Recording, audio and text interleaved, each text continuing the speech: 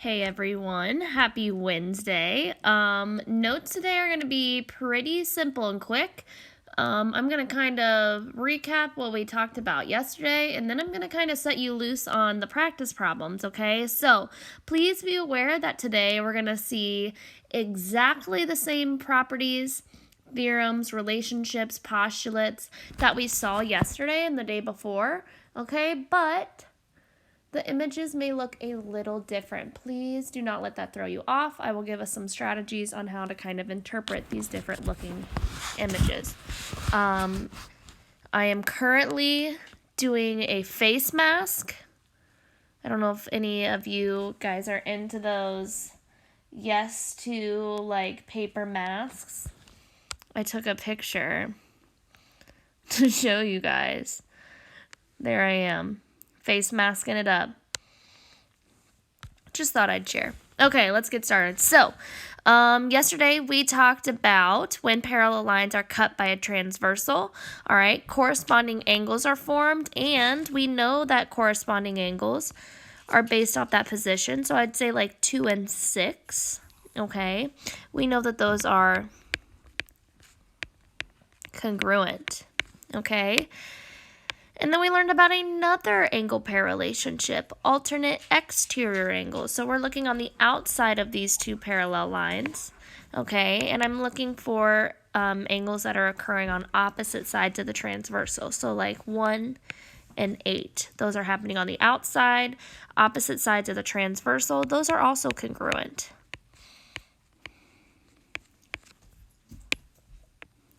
Next up, I have alternate interior angles. Okay, so alternate interior angles would be happening on the inside of the parallel lines, but on opposite sides of the transversal. Those are also congruent.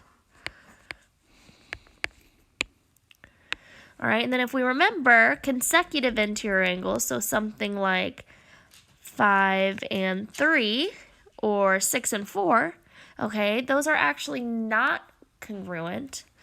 Those are supplementary, okay, meaning they add to 180.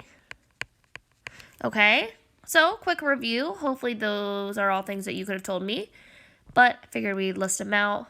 Boom, ready to rock. Okay, so first thing we have to do is we've got to determine what the relationship is between certain angles. Well, this looks like a heck of a lot different image than what we're used to seeing. So my advice to you is throughout all of these problems, okay, go ahead and highlight those parallel lines. We got our angles, okay? And then let's look. So it's asking us to name name the relationship between angle L and angle J. Okay, so if those are my two parallel lines, I know that the transversal is formed by this guy. Okay, so to kind of ignore the rest of the commotion going on, I'm just going to move what I drew over here. Okay, so here's my parallels. Here's my transversal. Okay, now we've got to name the relationship. First thing I'm going to ask is, are these angles happening on the same side of the transversal or opposite sides? Well, I think opposite. So I'm going to say alternate. And then I ask myself, are they happening inside the parallel lines or outside? I see that they're happening inside. So I know that they're alternate interior angles. Cool. Okay, squish that guy. Done. Let's redraw this with the same parallels, but now it's asking us about angle H and angle K. So this is where it gets tricky. We have to recognize that this is now a new transversal. It existed before, but it was kind of pointless to us. Now we need it, and we need to see that it's our new transversal. Okay? Sorry if you can hear my dog barking. So once again, I see that they're inside those parallel lines occurring on opposite sides of the transversal. Once again, alternate interior angles. Okay, last one. We are looking at the angle LNH. So this guy right here. And the angle KNJ. This angle right here. Oh, those are sharing a vertex. Okay, and they are formed oppositely using the same lines. So we know these are vertical angles. Okay? So based off those strategies I just showed us, I want us to see if we can work out this guy and this guy. Okay? I'm going to give us kind of a hint.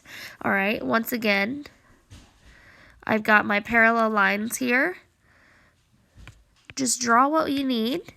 All right, and then it's asking me about angle A and angle CBE. So it's asking me about this angle and this angle. So I'm thinking my transversal is going through here. Okay, so I'm going to pull this over here. I'm going to see, okay, where, according to this intersection, am I going to have angles being the same position? These are corresponding angles, okay? Now, are corresponding angles always congruent or are they supplementary? We said up here that they were congruent.